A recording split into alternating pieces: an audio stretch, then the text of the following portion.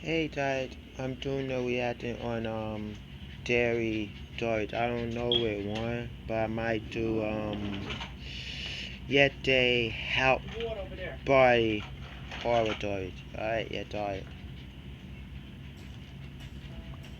Oh, that didn't add.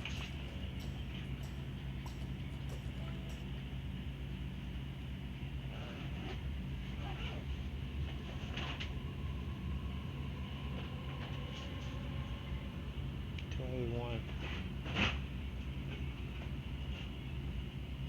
was 17 in my last year of high school. It was a weekend towards the end of the school year where my parents were going away. I saw it as a perfect opportunity to throw an end of the year party. I went to the store and bought 3 big bags of red solo cups and a bag of ping pong balls. I paid my older brother, who was 21, to pick up a bunch of beers and liquor. The good thing about my house was that it was in a cul-de-sac, and it had a plot of land dedicated to water collection right behind the backyard, so the chances of a noise complaint were slim.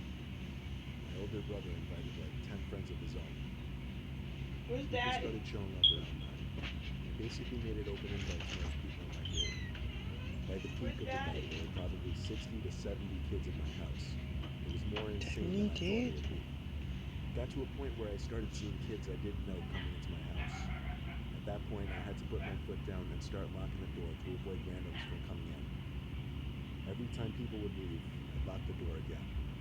Later in the night, when there were about 20 kids left in my house, my good friend Peter asked me about the guy who went to the upstairs of my house. I questioned what he was talking about, and he told me there was some random guy walking up my stairs about a minute ago.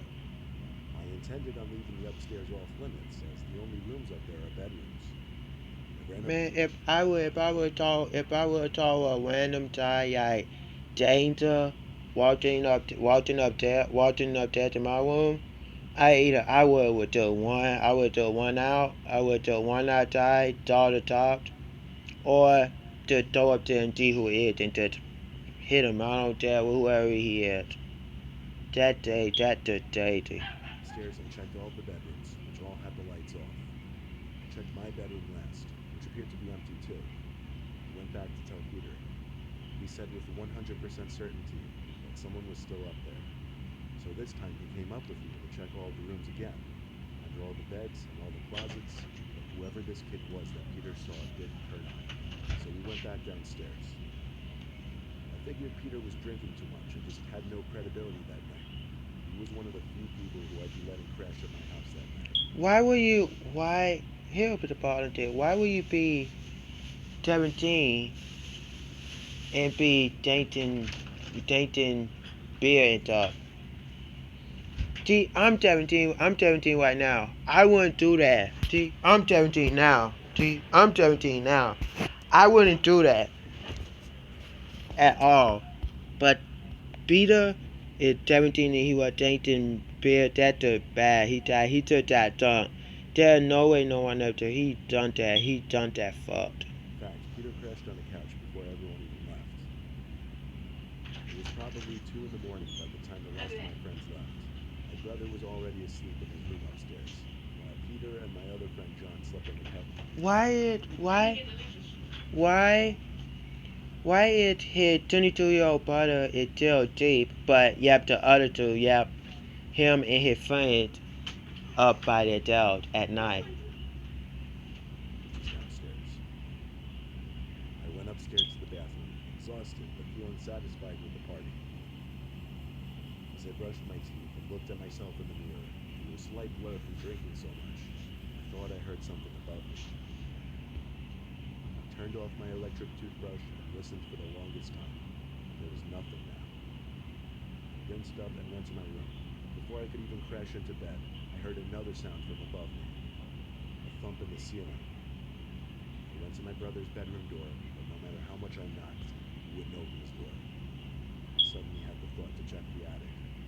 For some reason, it took me that long. I got the hook to pull down the stairs to the attic. I'd never actually been in that attic before. After climbing up the stairs into the darkness, So if you've never been in an attic, so if you've never been in an attic before, if you've never been in an attic before, then why would you be in an attic? Why were you? If you haven't been in the attic, if you haven't been in the attic before, if you haven't been in the attic before, then why in the heck will you throw up there? If you haven't been in, if no one haven't been in the attic, see, if I haven't been in no attic before, I wouldn't throw up there in the toilet. I never knew if I have never been in the attic before. I felt around above the floor of the attic and searched for some kind of light switch.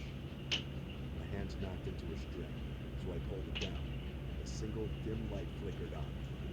The center of the attic, where the door was lit nicely by this light, but the outer walls of the attic were all dark. But even in the Yeah. darkness, I could sense another presence in there.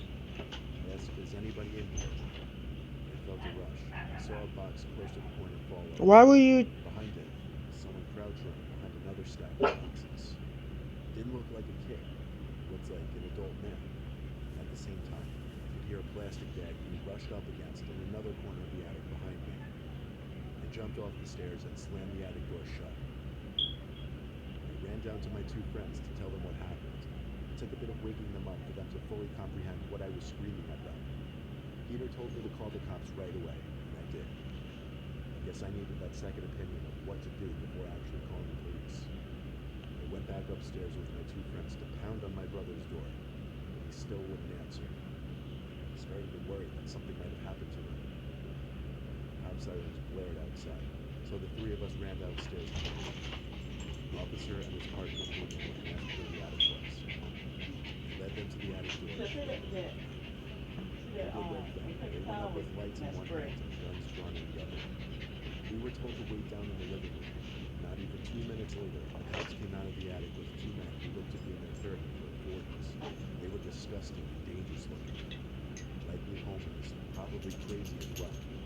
They gave us looks as they walked past us. My brother came out of his room soon after to throw up. When I explained everything to him, he said he slept right through our knocks and bangs on the door. Thankfully, since my brother was 21, he served as the adult who suspected the suspect with the police. Because of that, we were able to keep the incident a secret from our parents.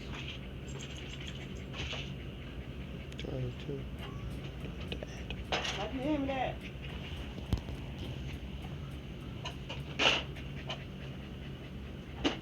Sorry too.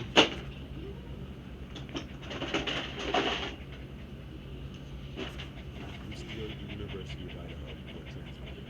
In my sophomore year, I went to a lot of frat parties. There was one frat party that changed the way I looked at college parties, however. I'm gonna leave the name of the frat out of the story, but one of the smaller frats on our campus was having an open party. Free for girls and a $20 charge at the door for guys, so we all had to pay the cover charge. When we got inside, there were definitely a lot of people, but the party overall seemed kind of grimy and sketchy. There were a lot more I'm guys about to than drink girls. this. It was insanely hot in the house. There seemed to be a couple guys going to a back room, so I figured I'd check it out to see if anything was going on back there. After going through a door to a much quieter section of the house, I saw the same couple of guys go outside. Why are you bothering? Backyard section. When I opened the back door and peered outside, I saw the two guys standing around the fire pit. There was no one else in the backyard. They looked over to me after hearing the door open twice, and before I could turn and go back inside, they waved me over. I felt awkward. I probably should have ignored them and just went back inside, but I felt pressured to walk over to them. They told me to sit down and wait alone. So, if you didn't really know them, why do you even went outside, and when you saw them, why didn't you just throw back in? Put your thumb or your, by your thumb more in your thumb more, yeah. Why would you throw to fat body on your thumb more, yeah? That's crazy. I'm not on the phone. I told my friends to run, and they listened. We ran all the way back to campus and back to our dorms. I told the president of that particular frat about what happened. He promised me they were not associated with those two individuals. Still, I didn't go to any other parties hosted by that frat, and I did take it easy on the partying for a while after that.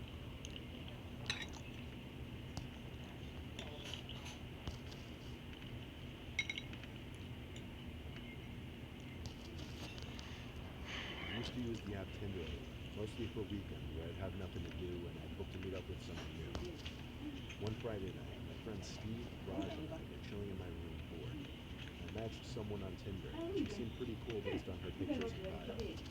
She messaged me first, saying there was a party and to pull up. I asked her for the details, like what town, what time, what address. She sent the address of a house in a town not far at all. I copy-pasted the address into maps, and it said it was only 10 minutes away. I asked for her number to text her, and she gave it promptly. We texted for a bit, and it ended off with my telling her we're on our way. My friends were on board with it, so I figured why not. It was better than sitting in my room. I got dressed into jeans and a button-up shirt. My friends just had to go dressed as they were.